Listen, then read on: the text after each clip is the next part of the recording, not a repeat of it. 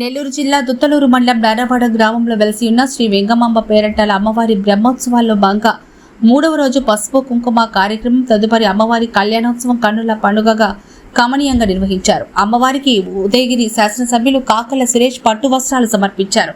ఉదయాన్నే అమ్మవారికి గురవయ్య నాయుడు దంపతులకు అభిషేక కార్యక్రమాలు జరిపించారు.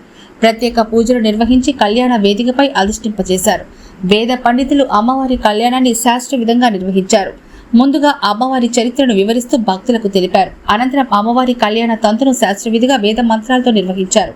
కళ్యాణ ఘట్టంలో అతి ముఖ్యమైనది గుణజీర ధారణ గావించారు. తదుపరి మాంగళ్య ధారణ గావించారు. మాంగళ్యాన్ని భక్తులందరికీ దర్శించే విధంగా దర్శన భాగ్యం కల్పించారు.